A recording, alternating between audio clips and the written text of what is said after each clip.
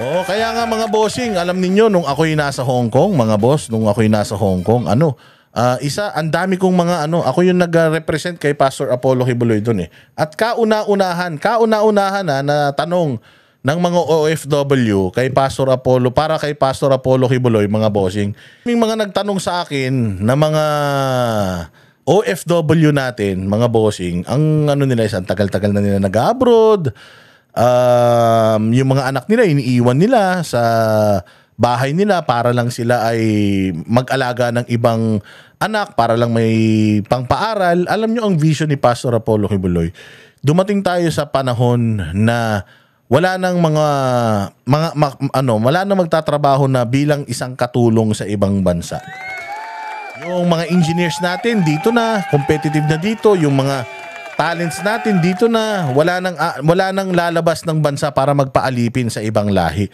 Yung tayo naman yung mag-hire ng ibang lahi para gumawa ng mga trabaho para sa atin. Iko-connect lahat ng mga isla, magtatayo ng mga tren, payayabungin yung aalisin ng mga squatters, yung mga squatters area ilalagay sa mga relocation sites kung saan nandoon yung trabaho, hindi katulad ngayon. So isa sa mga sa akin ng mga OFW noon, bago tayo magtapos mga bossing, ang hiniling nila sa akin yung pension. Sana naman pag uwi namin, kasi pag uwi namin nagtrabaho kami dito matagal, wala kaming ipon. Pag uwi namin doon Pilipinas, wala nga. Ang tatanda na namin, di na namin ma-enjoy yung buhay. Ang tagal namin nagtrabaho, tapos pag uwi namin, wala man lang kaming ini-enjoy. Ito ang maganda, mga boss. Ang maganda dito kay Pastor Apollo Kibuloy, meron siyang plano para sa mga OFW natin na nagtatrabaho sa, siyempre OFW nga, yung mga OFWs natin. Gagawa siya ng paraan para yung mga employers at yung gobyerno ang maghuhulog para pag-retire, pagdating ng retirement age, or meron specific na edad, let's say 20 years kang nagtrabaho abroad, meron ka ng retirement plan. Ginagawa kasi yan dito eh. Sa mga BPO dito, may mga BPO dito na may mga retirement plans, mga bossing. Oo. May mga BPO dito na may mga retirement plans. Si Pastor Apollo Kibuloy, ganun din. Na gobyerno at saka yung employer, gagawa siya ng ganung batas na i-oblige yung mga employers ng mga OFW natin na maghulog para sa kanilang mga pensyon balang araw. Hindi katulad ng administrasyon Marcos. Yung mga sundalo, sila pa naguhulog para sa pensyon nila balang araw. Ito po hindi. Gobyerno at saka yung employer maguhulog para dun sa employee na kung 20 years, let's say for example, magtrabaho, may aasahan na siya kung uuwi siya ng Pilipinas. May matatanggap na siyang pensyon buwan-buwan. Ito yung balita na yon, mga bossing. Pakinggan natin. KOJC leader at senatorial aspirant Pastor Apollo C. Kibuloy mayroon ng konkretong plano para sa mga overseas Filipino workers o OFWs na nagnanais na magkaroon ng pensyon at pinansyal na seguridad sa kanilang pagreretiro at matulungan ang kanilang mga pamilya. Ano kaya ito? Alamin natin sa balita ni Hannah Jane Sanso. Hindi lingid sa ating kaalaman na marami sa mga overseas Filipino workers o OFWs ang nakararanas ng matinding pagsubok sa kanilang pinansyal na sitwasyon. Kahit kayod kalabaw at patuloy nilang ipinapadala ang kanilang sweldo sa kanilang mga naiwang mahal sa buhay sa Pilipinas. Karamihan pa rin sa kanila ay walang naitatabing ipon para sa kanilang pagreretiro. Kaya naman, kung maihahalal na senador, nais si Pastor Apollo C. Kibuloy na maisulong ang OFW Retirement Security Act, isang panukalang naglalayong magtatag ng mandatory pension scheme para sa lahat ng OFW. Ito yung OFW Retirement Security Act.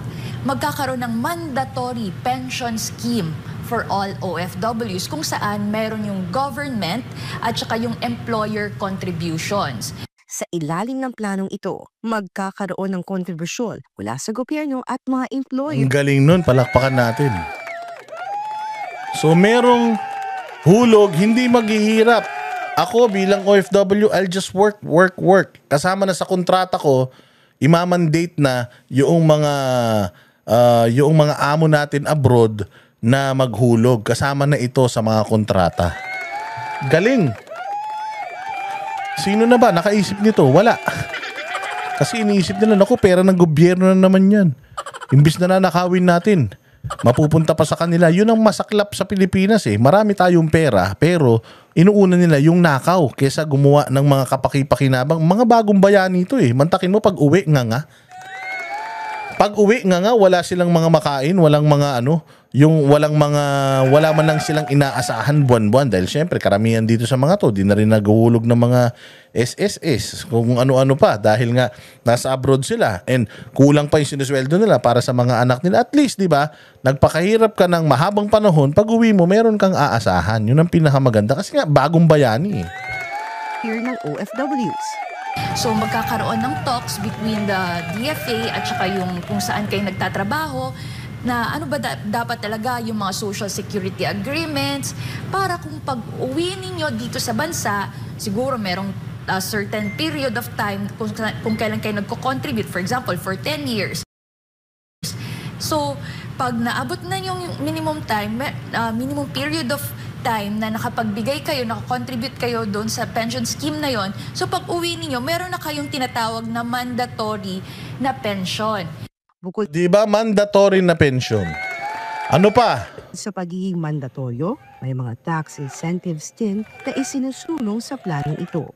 Ang maganda pang naisip ni Pastor, may mga tax incentives pa once na ginamit mo yung pensyon na galing pa nga, na nakuha mo sa pagtatrabaho bilang OFW. Ano yung mga tax incentive? Pwede tax exempted ka kung i-withdraw mo yon, or pwede ding may tax free yon once na gagamitin mo yon, or pwede din may tax deduction once you contribute also para sa pension na yon. Galing, di ba? Palakpakan. Pangklase. So para ka meron ka ng PWD tsaka senior citizen card, di ba? Meron ka ng benepisyo na nababawasan na yung, kumbaga may discount ka na. Husay. Antala, nais ni Pastor Apollo na bigyan ng financial empowerment ang mga OFW upang matulungan sila na magkaroon ng Napansin ninyo, si Pastor Apollo Kibuloy, gusto niyang bigyan ng financial empowerment ang Pilipinas. Pucha. Etong mga etong mga kumag na mga congressman natin, anong binibigay? Limos. Financial empowerment ba yun? Oo, financial empowerment for one day. Yung binibigay nilang 5,000, 3,000, saglit lang, ubos yan. Pagkatapos nun, wala na, nga na. Nasayang na yung pera ng taong bayan. Mag-aantay na naman tayo ng susunod na taon para magkaroon tayo ng budget. Kay Pastor Apollo Kibuloy, sustainable na purchasing power. Financial strength, financial stability na sustainable. Hindi lang pang madaling panahon. Kaya sabi ko nga sa inyo, mga bossing, ako, dito ako tataya kaya Pastor Apollo Kibuloy. Kailangan to. Bakit ako nagko-content patungkol dito? Reklamo tayo ng reklamo eh. Wala naman tayong solusyon. Diba? Reklamo tayo kay ganito, kay ganyan, sa congressman, ganito, ganyan. Pero wala, ano ba yung solusyon natin? Solusyon natin, eto, si Pastor Apollo Kibuloy, 10 ng lahat ng mga PDP laban senatorial balls. Dahil naniniwala tayo na sila ang magiging mga susunod na mag-aayos ng bayang Pilipinas. Kailangan ni Pastor Apollo Kibuloy ng katulong. Hindi niya yan kaya mag-isa. Kailangan niya ng presidenteng magaling at ng mga kaalyado na magpupush ng mga panukala niya. 70 plus bills na po ang nagagawa ni Pastor Apollo Kibuloy, hindi pa siya umuupo sa Senado. At lahat ng bills na yun, para sa ating lahat ng mga Pilipino yon. Sigurado ako, majority sa mga bills na yon hindi yan i-approve kasi nga mga kawatan eh. Pero tingnan ninyo kung paano mag-perform ng miracle si Pastor Apollo Kibuloy diyan sa Senado. Again, maraming salamat sa inyong panonood. Mabuhay kayo, mag-like, mag-share. At mag-subscribe sa ating channels sa Facebook, sa YouTube at itong channel na ito. And maraming salamat sa inyong suporta, sa mga nagsusuper thanks. Mabuhay kayo. God bless you. At may awa ang Diyos. Ano lang tayo. Intay lang. Konting panahon na lang. Ilang buwan na lang yan. Election na. Gamitin na natin ng tama at gamitin na natin yung ating makapangyarihang boto sa maayos na kandidato. Alright, see you again next vlog.